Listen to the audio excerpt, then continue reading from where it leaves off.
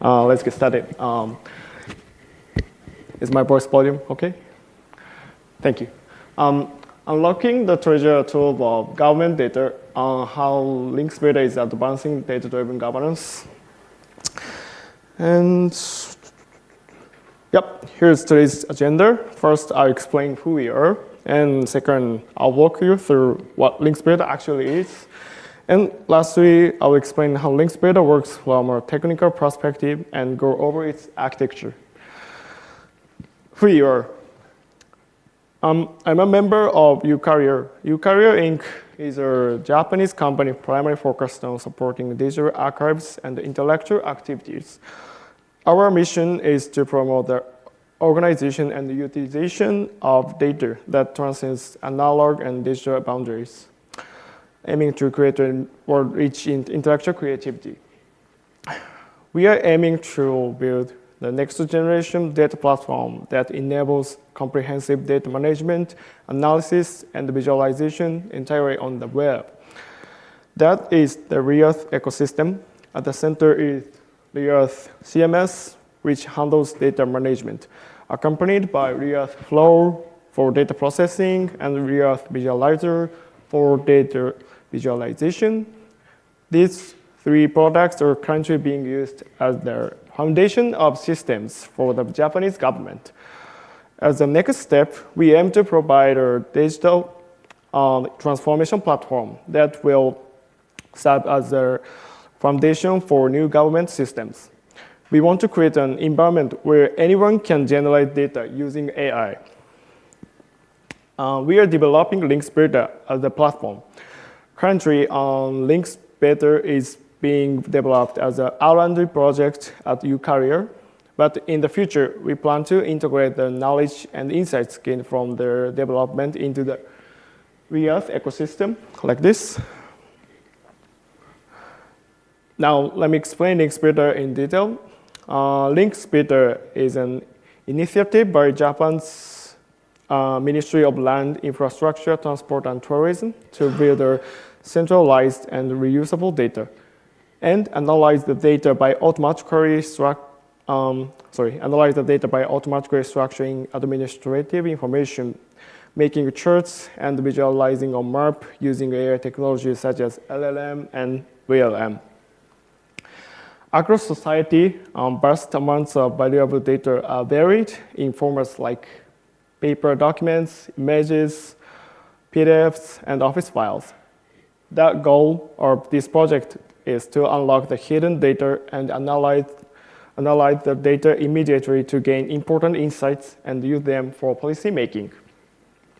We aim to address the long-standing underutilization of the ministry's massive collections of geographical and administrative data stored in paper-based and unstructured formats, transforming them into data that can be analyzed and reused. I found out PDFs like this on Auckland Council Open Data. Let's imagine when someone wants to use this data for analysis, what do they usually do? Open Excel, decide on column names, and manually type in each piece of data to the cells while checking carefully. Or use OCR to convert the text and then copy and paste it into the cells. What happens when the amount of data becomes enormous? For example, what if it exceeds 1,000 entries? It becomes an overwhelming, exhausting task, right? And then, finally, they create charts using Excel's features, and when they need visualization, the data on a map, do you look up each address on Wikipedia to get their latitude and longitude, and then manually and then visualize everything in QGIS? That stuff, maybe. Links Beta is an application that streamlines this kind of overwhelming work. The very work that government staff are actually doing now. Within our vision, Links Beta focus on the challenge of handling all types of data, such as paper documents, PDF files, and Office files, which have traditionally been difficult to use in analysis, and then use the data for AI-based analysis, charting, and visualization on maps. We bring a revolution to the structuring of these unstructured data sources and analyzing the data by using AI technologies such as LLM and VLM. Now, let me explain how we make it happen. First, users begin by uploading PDF or Office files. Next, they provide the background information about their unstructured data, which is context only the user knows, such as what the data is and why they want to structure it. This information is passed to the AI, which then proposes a data structure. It's kind of a schema for data. I tried using the PDF I showed earlier, got from Oakland Open Data, and once receiving the data structure, users can modify the proposed data structure if needed and approve it. After approval, the automatic structuring process begins. The result of AI-based structuring are displayed like this. And by showing the boundary boxes on the left side, you can verify exactly where each piece of data was extracted from. Geocode the city information and the final table. Geocode the city information and the final table will look like this. That record has a geocoded data, geocoded information, city longitude and latitude. When you export the data as a CSV and visualize it in React Visualizer, it looks like this. Cool. In another example, when you have data like this in a PDF and structure it, it turns into something like this. When you instruct the LLM to use the data to create a graph, it automatically generates a chart. The chart was created automatically by AI, a bird chart. The birds are also color-coded by some kind of value, maybe the pond type or something. And you can continue the chart to create additional charts as well. And of course, you can enhance that chart, the charts if you want, as you want. And as a more advanced example, it's also possible to visualize the results on the map like this. And color-coded based on the structured data while chatting with AI, like this. LLM will use the structured data and combine with polygon data of like a city or something. Yep. And AI can even understand the meaning of checkbox like this. That's something that OCR alone could never handle. AI can correctly recognize and structure information even when it's been modified with handwritten double lines and supplemented with arrows like this. Just look at the second number from the left. It's a number that was corrected with double lines and then corrected again. That's so tough to recognize the exact means of that. We put a lot of effort into crafting the prompts to make this possible. It's also truly impressive. With traditional OCR, it's been impossible since it could only extract data from fixed regions. The core features of our system are data structure suggestion by AI, and the structuring of unstructured data by using the data structure kind of schema of data. We provide these features in a no-code format so that everyone can use them. By using AI, we can handle a wide range of cases that traditional OCR could never support. Traditional OCR has struggled with issues like broken formats. However, our system uses AI to automatically handle slight variations in layout and double lines, and enabling accurate data structuring. In other words, it allows for flexible data analysis that goes beyond the limitations of conventional OCR. Even when documents are similar, there are often slight layers. There are often slight layers differences. Also, a document sometimes can be tilted slightly because they are just scanned by people using scanners. However, AI can handle these kinds of variations. Now let's dive into the architecture that makes the magic accessible to everyone. Our primary objective is to structure user-uploaded PDFs and Office files, but when it comes to data analysis, high-speed processing large volumes of data becomes essential. To achieve this, we decided to use Pocket Files format, which store data in a columnar format and in binary form, which is well suited for analytical workloads. In essence, our goal is to convert PDF and Office files into Pocket files.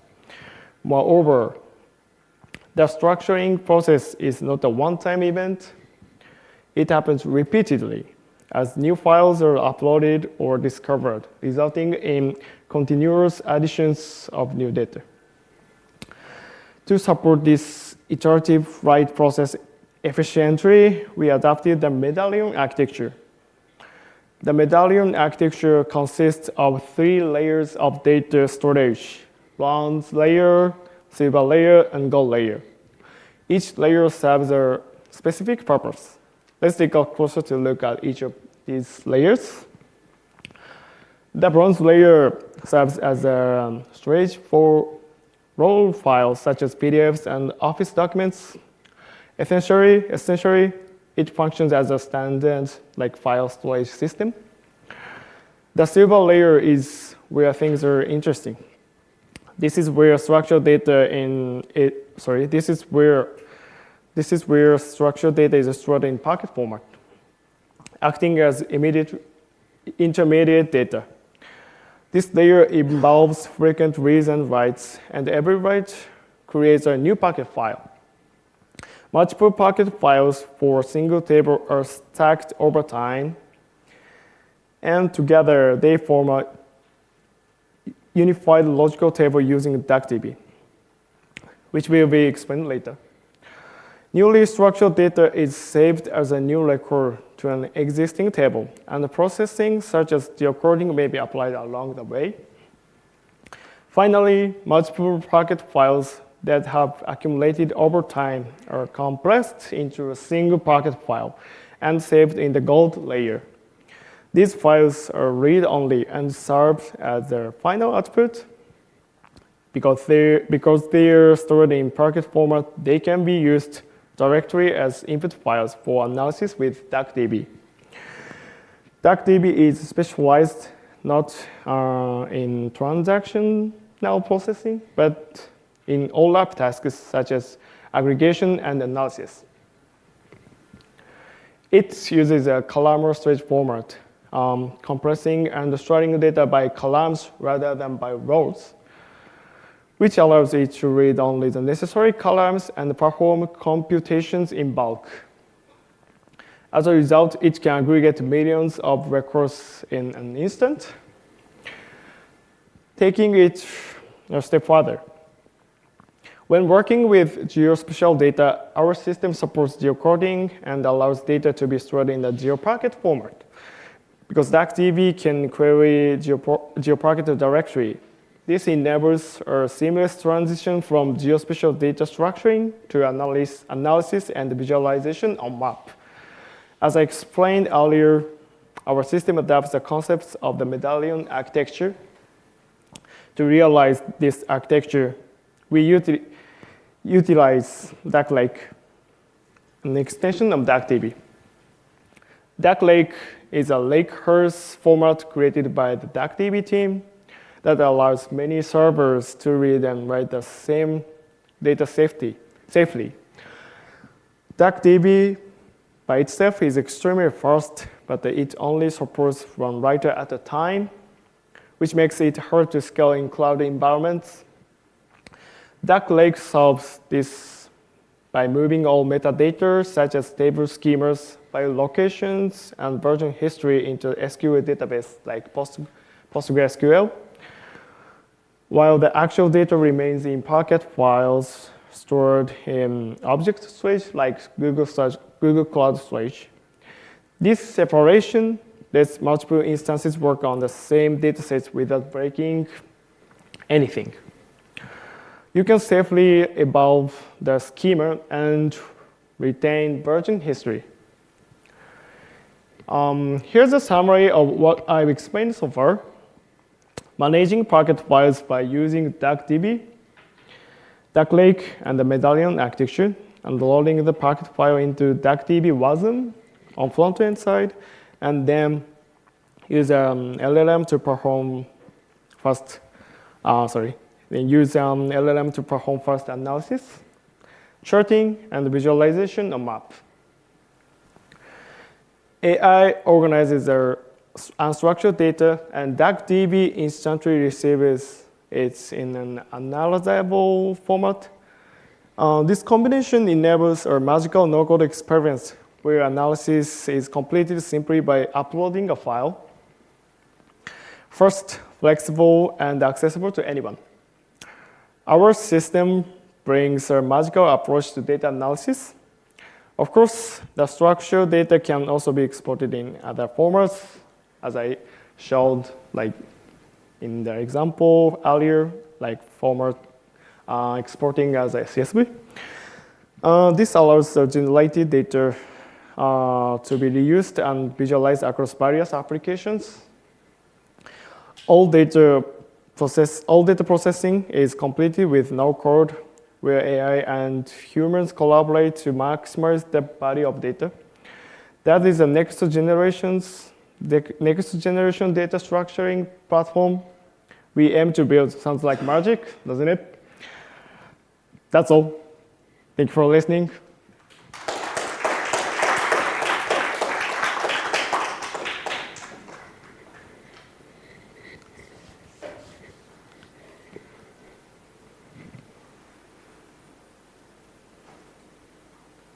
Questions?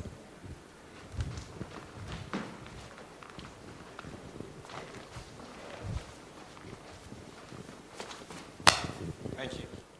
That was a very good talk, very similar to architecture I am working on, but for, say, lab data for various testing results for, say, soil samples or rock samples or similar things.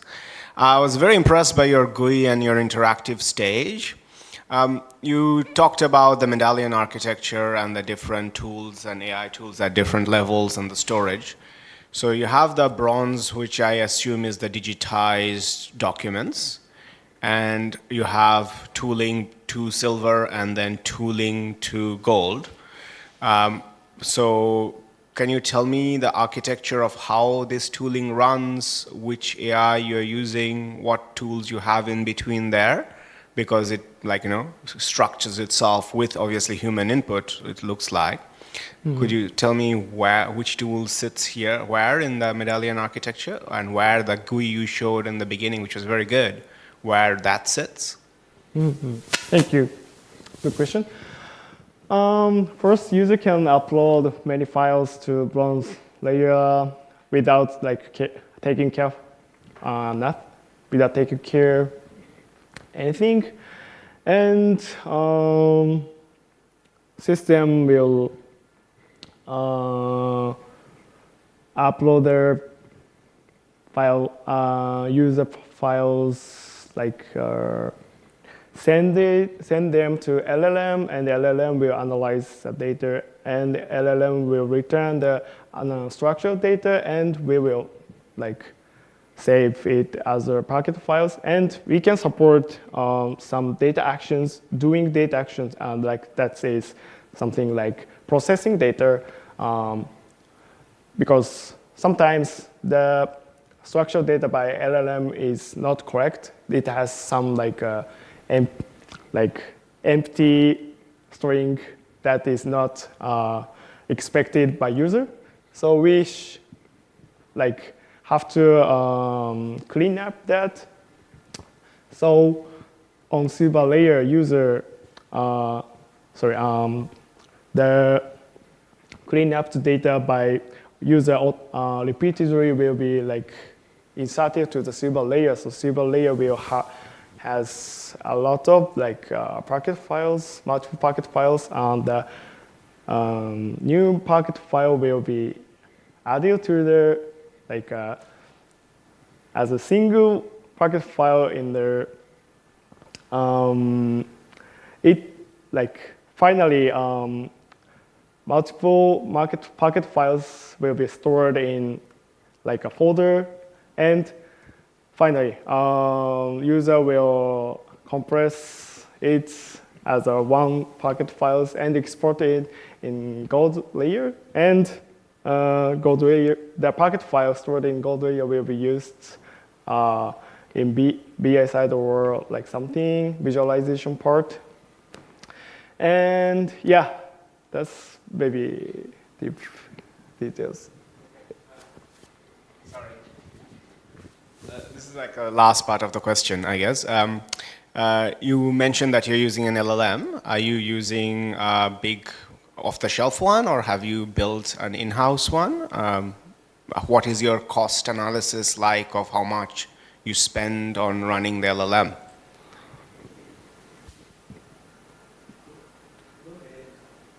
Don't know. Oh, thank you for. We are using country cloud, and like we're using like AWS Bedrock service. Yeah, that's it. Very similar. We are integrating Bedrock as well. Great. Thank you. Yeah, thank you. Thank you so much. Any further questions for Kazuma? All right. Thank you very much, Kazuma, for your time. Thank you so much.